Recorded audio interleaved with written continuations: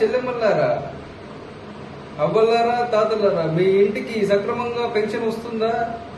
మీ బిడ్డలకు విద్యా దీవెన, అమ్మఒడి అన్ని ఇచ్చిన మా ప్రభుత్వం. ఈ బిడ్డ వల్ల మీ ఇంటికి ఏదైనా మంచి జరిగింది అని మీకు అనిపిస్తే మరలా ఒకసారి ఎన్నికల్లో మీ బిడ్డని ఆశీర్వదించి మళ్ళీ ఒకసారి ముఖ్యమంత్రిగా చేస్తే మీకు ఇప్పటి వరకు వస్తున్న సంక్షేమం అన్ని కొనసాగింపు అయ్యేలా చూసుకుంటాం.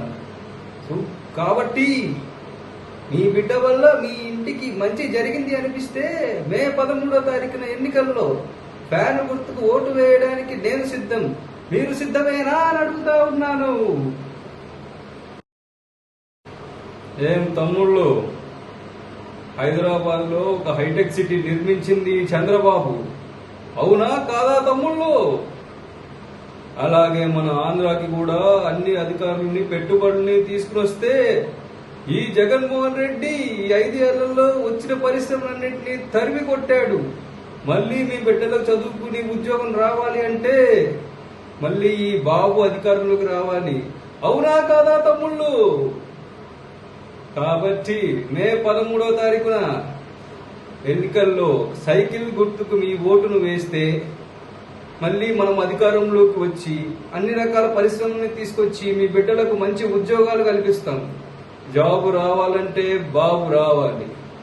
కాబట్టి 13వ తారీఖున మీ ఓటును సైకిల్ గుర్తుకు వేసి మమ్మల్ని గెలిపించే ప్రార్థన.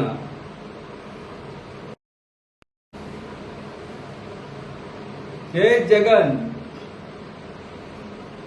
నీ పార్టీని ఆధార పాతాళానికి తొక్కకపోతే నా పేరు పవన్ కళ్యాణే కాదు, నా పార్టీ జనసేనే కాదు. లేని 4వ కళ్ళం అంటున్నావు. ఆ లేని 4వ కళ్ళం నువ్వే కూడా జగన్ దా. నీ వైఎస్ఆర్సీపీ పార్టీ వ్యతిరేక ఓటును ఒక్కటి కూడా చీలనివ్వను. వైఎస్ఆర్సీపీ వ్యతిరేక పార్టీలు అన్ని ఓట్లు నీకు వ్యతిరేకంగా ఒకే చోటకి పడేలా చేస్తాను.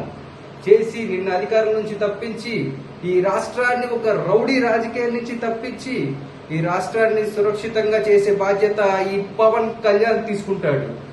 సో మన అందరూ మే 13వ తారీఖున గాజు గ్లాసు గుర్తుకు ఓటేసి మన స్థానాలన్నింటినీ అత్యంత మెజారిటీతో గెలిపించి మన ప్రభుత్వాన్ని తీసుకొస్తే ఇవన్నీ చూసుకునే బాధ్యత పవన్ కళ్యాణ్ తీసుకుంటాడు.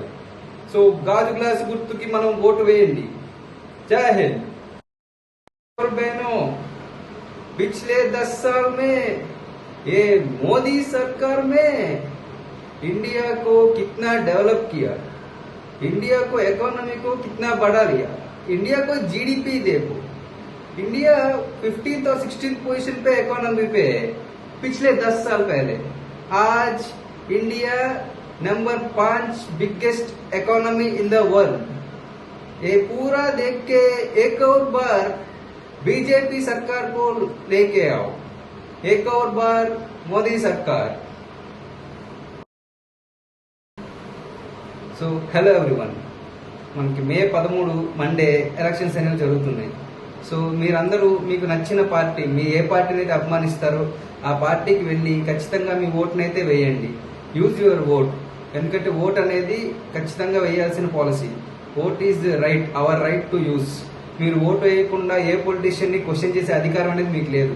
So please use your vote. మీకు నచ్చిన పార్టీకి వేయండి. మీకు ఎవరు మంచి చేస్తారు అనిపిస్తే వేయండి. ఒక్కసారి ఓటు వేసే ముందు ఆలోచించి మీకు ఎవరు మంచి చేస్తారు, మీకు ఎవరు మంచిగా ఉండగలరు, మీరు చదువు మీకు మంచి ఉద్యోగాలు ఎవరు తేగలరు, ఇవన్నీ ఒక్కసారి మీరు ఆలోచించుకుని మీ ఓటు హక్కు అనేది ఖచ్చితంగా యూజ్ చేసుకోండి. మే 13న AP MLA and MP elections జరుగుతున్నాయి. సో ఇక్కడెవరు అక్కడెవరు అనేది సెంట్రల్లో మోస్ట్లీ ఆబ్వియస్లీ వన్ సైడెడ్ బీజేపీనే వస్తుంది, అందులో డౌటే లేదు. స్టేట్లో ఎవరు రావాలి అనేది మీరు చూడాలి. బట్ మీ ఓటు హక్కుని మీరు ఖచ్చితంగా యూజ్ చేసుకుని ఖచ్చితంగా 13వ తారీఖు మండే వెళ్ళి మీ ఓట్ మీరు వేయండి. Vote is our right, we should vote compulsory. ఖచ్చితంగా మీ ఓట్ని అయితే వేయండి. జై హింద్.